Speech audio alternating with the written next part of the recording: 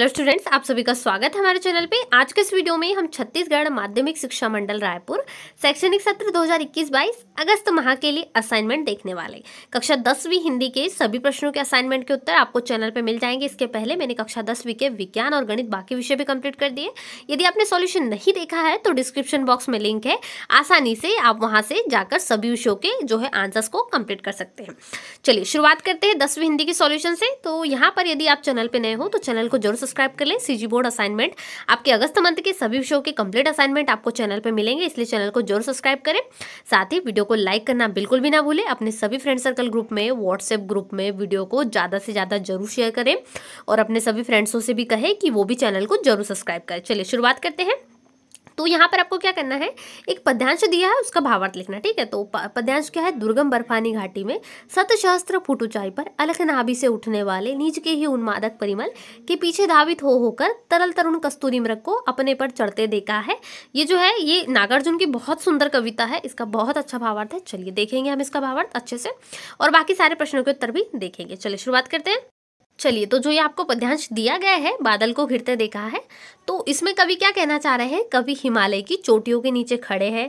कविता के इस अंश में वे उस युवा कस्तूरी मृग का वर्णन कर रहे हैं जिसके शरीर से ही एक अच्छी सुगंध आ रही है, मगर वह अपने शरीर की इस सुगंध से अनजान है। जैसे कि जो कस्तूरी मृग होता है, क्या होता है, उसके जो नाक है उसके अंदर ही क्या रहती है, बहुत सुगंधित स्मेल रहती है, परंतु वो क्या रहता है, पूरे जंगल पर घूमता है इधर से उधर की जो ये सुगंध आ रही है वो कहाँ से आ रही, उसकी खोज में वो पूरा जंगल भी घूम लेता है, परंतु उसे पता नहीं होता ये उसके शरीर के अंदर से, उसके नाक के अंदर से ही आ रही। जो कस्तूरी मृग होती है उनकी खासियत होती है। ठीक है, तो यहाँ पर वो भागता हुआ, खोजता हुआ, अनजान है इन चीज़ों से, वो होता है। इसमें वो क्वालिटी बहुत अच्छी होती है। चलिए आगे है, उसे पता ही नहीं कि उस सुगंध उसके अपने शरीर से निकल रही है। वह संपूर्ण हिमालय में इधर उधर भटक रहा है। अंत में मृग चिढ़ जाता है और कवि को कवि जो है मृग को चिड़ा हुआ देखकर बहुत अच्छा लग रहा है। क्यों अच्छा लग रहा है, क्योंकि जानते हैं कि उसके अंदर ही छुपा हुआ है, परंतु ऐसा सब कुछ हो रहा है। तो ये पूरा भावार्थ आपको अच्छे से लिख लेना है। क्लास 10th हिंदी के आज हम सॉल्यूशन देख रहे हैं, इसके साथ ही आपको सारे सॉल्यूशन बहुत जल्द मिल जाएंगे और बाकी विषयों के कक्षा 10वीं के सॉल्यूशन मैंने कंप्लीट कर दिए, जल्दी से जाकर उन सभी के आंसर देख लीजिए। देखिए जो चकवा चकवी यहाँ पर प्रतीक 8 400 400 400, जी हाँ, याद कर लीजिए व्हाट्सएप नंबर, क्योंकि अब चाहे आपका मैथ्स का सवाल हो या फिजिक्स, केमिस्ट्री, बायोलॉजी का, आपके हर डाउट, हर क्वेश्चंस का मिलेगा तुरंत वीडियो सॉल्यूशन, वो भी सीधा आपके व्हाट्सएप पर। बस आपके फोन में डाउटनेट का 8 400 400 400 व्हाट्सएप नंबर सेव कर लीजिए और चैट ओपन कीजिए। फिर जो भी आपका डाउट है वो सवाल की आपको बस फोटो खींचनी है, उससे क्रॉप करना है और 5 सेकंड में आपको उसका वीडियो सॉल्यूशन मिल जाएगा। क्लास 6 से 12th, IIT, JEE mains, advance, NEET, CBSE board और सभी स्टेट बोर्ड्स के बच्चों के लिए। तो देरी किस बात की, अभी चाहिए 8 400 400 400 पर अपना सवाल व्हाट्सएप कीजिए और अपने सभी डाउट्स को आउट कीजिए। लिंक डिस्क्रिप्शन में है।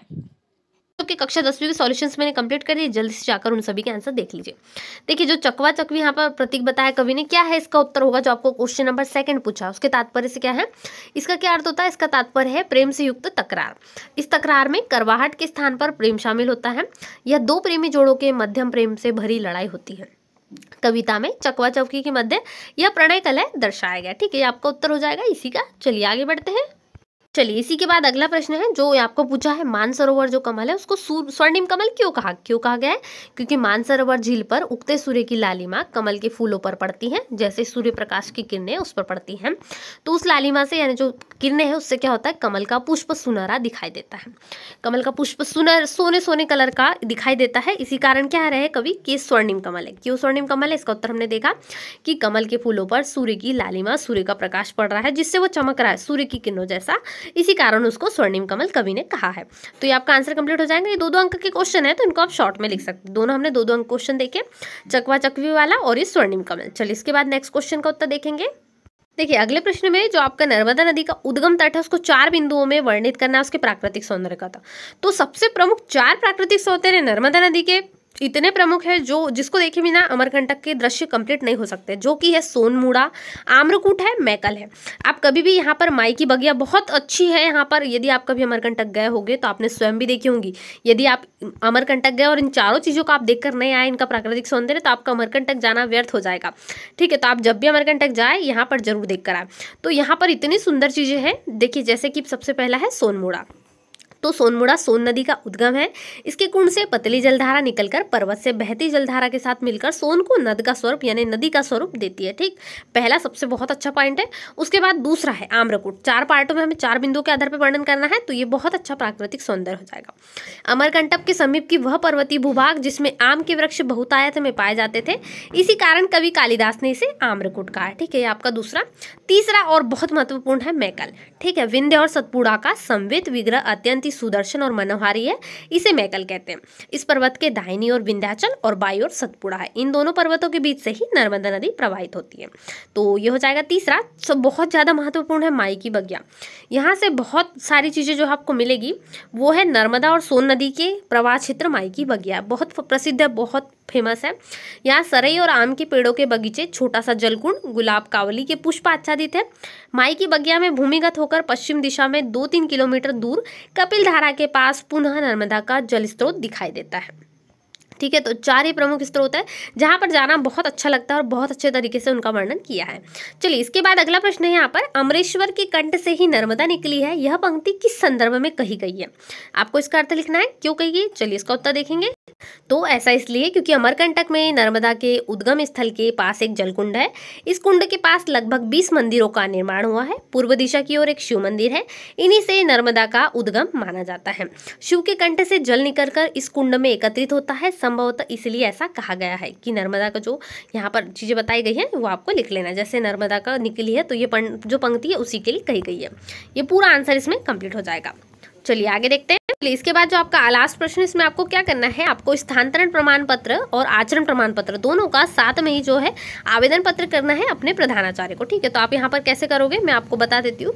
सेवा में प्रधानाचार्य महोदय, आपके विद्यालय का नाम लिख दीजिए, जैसे कि शासकीय उत्कृष्ट विद्यालय दुर्ग हो गया, या शासकीय कन्या विद्यालय दुर्ग, या जो भी आपका जिला हो, जांजगीर चांपा हो या फिर अन्य जिले, वहाँ पर लिख दीजिए। गाँव का आपका जो भी हो वो लिख दीजिए। ठीक है, तो महाशय आपका विषय क्या होगा, विषय 2 हो गए, यहाँ पर थोड़ा सा आपको चेंज करना है, यानी आपको चरित्र प्रमाण पत्र के साथ साथ चरित्र व स्थानांतरण, ठीक है, चरित्र व स्थानांतरण प्रमाण पत्र के संबंध में दोनों चीजें लिखेंगे जो आपको क्वेश्चन में दिए। महाशय, सविनय निवेदन है कि मैं आपके विद्यालय से इस वर्ष 10वीं की परीक्षा में प्रथम श्रेणी से उत्तीर्ण हुआ। महाशय, इस विद्यालय का छात्र होते हुए मैंने सदा अपने शिक्षकों तथा सहपाठियों से शिष्टतापूर्वक व्यवहार किया। मैंने हमेशा शिक्षकों की आज्ञा का निष्ठापूर्वक पालन किया तथा विद्यालय की स्मिता का संदेह संरक्षण किया। महोदय, उच्च शिक्षा प्राप्त करने हेतु मैं महाविद्यालय में नामांकन कराना चाहता हूँ, अतः मुझे चरित्र प्रमाण पत्र की आवश्यकता है। इसके साथ लिखेंगे आप, अतः मुझे चरित्र प्रमाण पत्र के साथ साथ स्थानांतरण प्रमाण पत्र की भी आवश्यकता है। इस कारण मुझे स्थानांतरण प्रमाण पत्र और चरित्र प्रमाण पत्र दोनों देने की कृपा करें। यहाँ पर बस आपको थोड़ा सा चेंज करना है, वो मैंने आपको बता दिया। तो ये आप इस प्रकार से लिख देंगे, इसके बाद में धन्यवाद आ जाएगा। तो यहाँ पर आप धन्यवाद लिख देंगे और आपका आज्ञाकारी छात्र या छात्रा और आपका नाम आ जाएगा। ठीक है, तो बस इतना सा चेंज करना है। जहाँ पर आपका हो जाएगा स्थानांतरण, वहीं पे चरित्र प्रमाण पत्र दोनों आप लिख देंगे। आपको पूरा आंसर इस प्रकार से कंप्लीट कर लेना है। तो यहाँ पर यदि आपको कोई दिक्कत है तो मैं बता देती हूँ। देखिए, स्थानांतरण के लिए भी ये मैटर हो सकता है, जैसे मेरे पिताजी जो है सरकारी नौकरी करते हैं, इस कारण मैं दिल्ली जा रहा हूँ तो मुझे दोनों की आवश्यकता है, ये भी एक मैटर हो सकता है। इस प्रकार से दोनों आप लिख सकते हैं, इसमें आपको कोई भी दिक्कत नहीं जाएगी, इसको आसानी से आप कंप्लीट कर लीजिए। तो आज के इस वीडियो में हमने क्लास 10th हिंदी का सीजी बोर्ड असाइनमेंट का कंप्लीट सॉल्यूशन देखा। ऐसे ही वीडियो के लिए सबसे पहले चैनल को सब्सक्राइब कर लीजिए, वीडियो को लाइक करना बिल्कुल भी ना भूलें और अपने सभी विद्यार्थी मित्रों के साथ में, अपने सभी फ्रेंड सर्कल ग्रुप में, व्हाट्सएप ग्रुप में वीडियो को जरूर शेयर करें, जिससे कि आप सभी फ्रेंड्स की भी हेल्प हो सके। साथ ही उनसे भी कहिए कि वो भी चैनल को सब्सक्राइब करें और वीडियोस को लाइक करें। चलिए मिलते हैं नए वीडियो में, तब तक वीडियो को लाइक करें, अपने दोस्तों में शेयर करें। चैनल पे पहली बार आए हो और अभी तक सब्सक्राइब नहीं है तो चैनल को सब्सक्राइब कर ले। साथ ही वीडियो को अभी तक लाइक नहीं किया तो लाइक भी कर दे। मिलेंगे नए वीडियो में, तब तक वीडियो को शेयर जरूर करें। Thanks for watching.